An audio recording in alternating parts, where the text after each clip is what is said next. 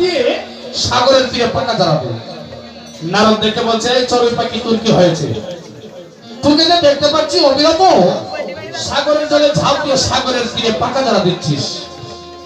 চড়ুই পাখি বলছে, হে ভক্ত, সাগরের প্রতি আমার রাগ উঠে গেছে। কেন? যে আমার 3 কাটা ডিম সাগরের জলে নিয়ে গেছে। তাই আমি মনে মনে সিদ্ধান্ত করেছি, আমি যে সাগরের জলে ঝাঁপ দিয়ে সাগরের তীরে পাকা জ্বালা দিচ্ছি, এইভাবে আমার পাকা দিয়ে জল সিঞ্চন করে সাগর শুকাবো। তারপর সাগর শুকাই সাগরের তলায় আমার 3 কাটা ডিম আমি খুঁজে বাহির করবো। নারদ মুনি বলছে, আরে রে বোকা চড়ুই পাখি, তুই কেন সারা পৃথিবীর মানুষ একত্রিত হয়ে যদি সাগরের জল সিঞ্চন করে তবু সাগর শুকাতে পারবে না, আর সামান্য চড়ুই পাখি হয়ে বলছিস তোর পাকা দিয়ে জল সিঞ্চন করে সাগর শুকায় নেবে? এই চড়ুই পাখি এটা কি করে সম্ভব? দেখুন চড়ুই পাখিটার মনটা কেমন। বলছে, ভক্ত, আমি ভেবেছিলাম সম্ভব হবে না, তবে এখন ভেবেছি সম্ভব হবে। কিভাবে? যে আমি যে তোমার মতো শুদ্ধ ভক্তের চরণ দর্শন করেছি, আমার মনে আছে ভাবো তোমার চরণেরই কৃপায় আমি সাগর শুকাতে পারবো। অমনি নারদ পিছন দিকে চেয়ে দেখবেন ভগবান কৃষ্ণ দাঁড়িয়ে মৃদু মৃদু হাসছিল। নারদ বলছে, প্রভু, চড়ুই পাখিটা কি কথা কয়?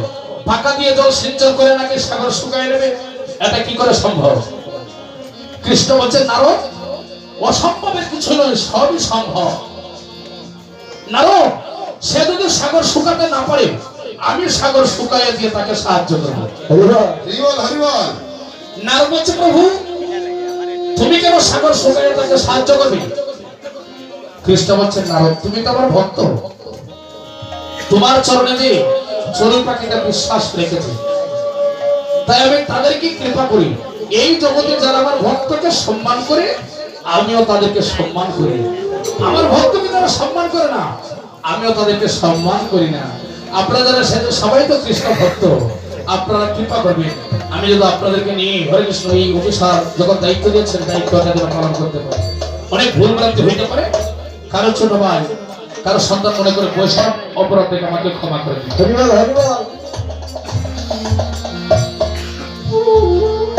সর্বপ্রথম পরিবেশনা করবো আমি রূপ অনুরাগী। এখানে যারা সেটা সবাই কিন্তু রূপের অনুরাগী।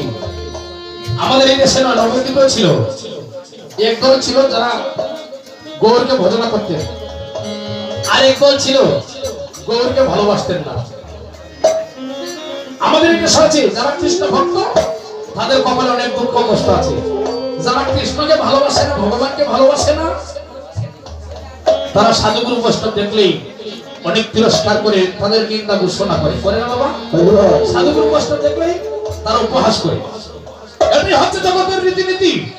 যা যা কিন্তু লক্ষ্য আছে, এটা প্রভাব পাকে বলে গেছে, শিশুদের নিহারি লক্ষ্য মাতৃ স্তনা পানি, আর মাথালের লক্ষ্য থাকে মদের দোকানে। সতী খুঁজে পুঁজিবারে পতির চরণ, আর সতীর লক্ষ্য থাকে কিসে হরে পড়ার মন। বানরের লক্ষ্য থাকে ফলের বাগান, শকুনের লক্ষ্য থাকে দুর্বাগানের সন্ধান। শ্রীরামের লক্ষ্য থাকে মারা দেহ নিয়ে করে টানাটানি, আর নিন্দুকের লক্ষ্য থাকে পরনিন্দা গ্লানি। যাদের কিন্তু একটা লক্ষ্য আছে। জ্ঞানীর লক্ষ্য থাকে তর্ক উপার্জন, আর একমাত্র কৃষ্ণ ভক্তের লক্ষ্য থাকে শ্রী হরির চরণ।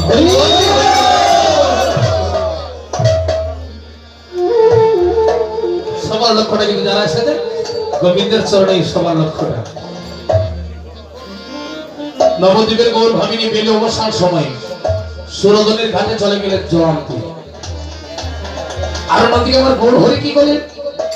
বৈষ্ণব কবি লীলার পাশে দাঁড়িয়ে পদে কলম দিয়ে বলছেন, গৌরাঙ্গ চাঁদেরি ভাব হরি বল হরি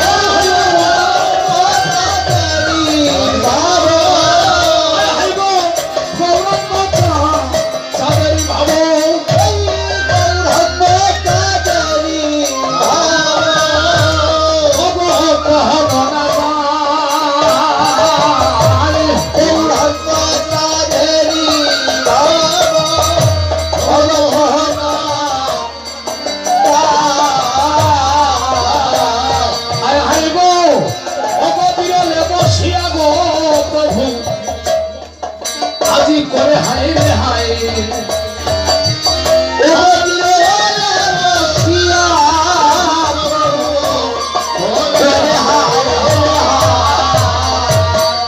আজি হায় হায় করে কাঁদিতেছে আজি হায় হায় করে কাঁদিতেছে হাই বাজি ওই মাইদের সাথে আজি হায় হায় করে কাঁদিতে আছে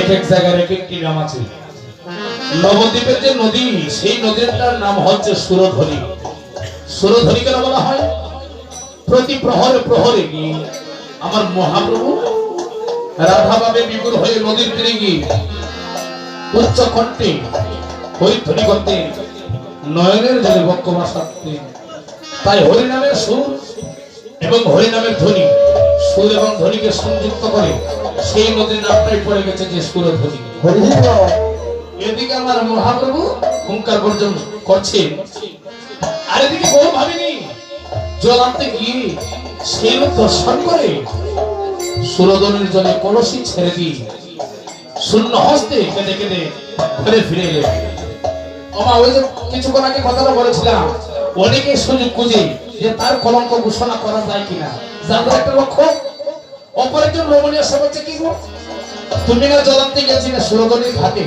তোমার কলসি কোথায় আর জল কোথায় তাই গৌর হরিণী কেঁদে কেঁদে বলছে না গরিকে ওই আমি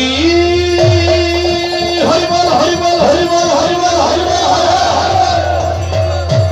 আমি কেন গেলাম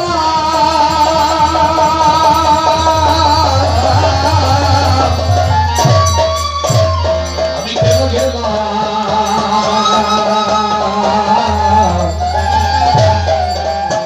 সুরধনির ঘাটে গো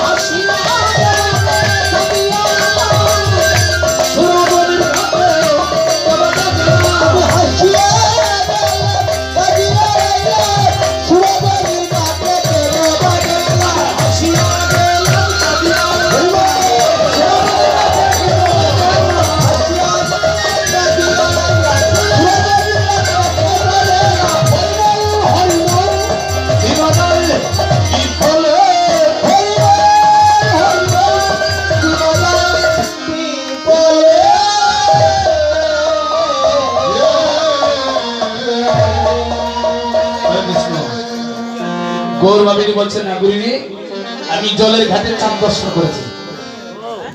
এটা যে কোন চাঁদ? অপর রমণী বুঝতে না পেরে বলছে, তুমি কি পাগলিনী হয়ে গেলে নাকি? বলে হাই যাই, পৃথিবীতে কয়টা চাঁদ আছে গো? আমরা সবাই জানি পৃথিবীতে একটাই চাঁদ আছে।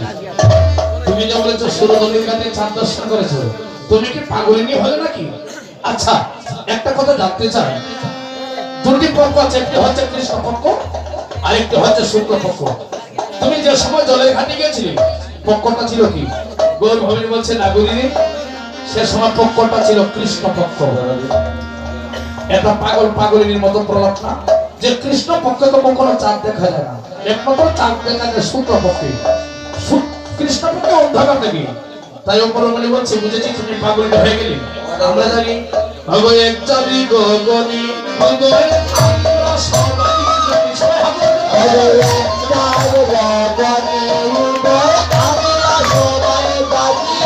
আরে এক চাঁদি গগনি ভগো আমরা সবাই জানি, আরে এক চাঁদ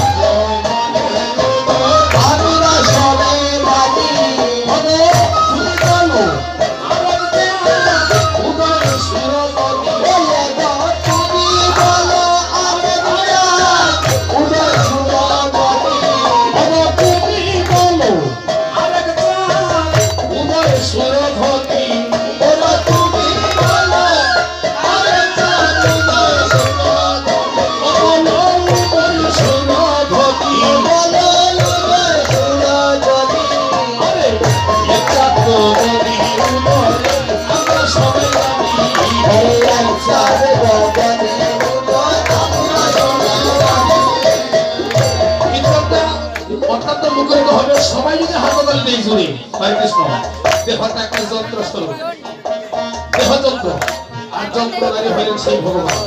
তিনি যদি বাজান তাহলে বাজবে। হরে কৃষ্ণ। সবার ভগবান সবার যেন মঙ্গল করে সবাই হাততালি দেব। আরে মাটি দেহে চাঁদে দেখে যদি রায় সোনা চাঁদি কেউ দেখছে না, দেখছে নদী রায়। মাটি দেহে চাঁদে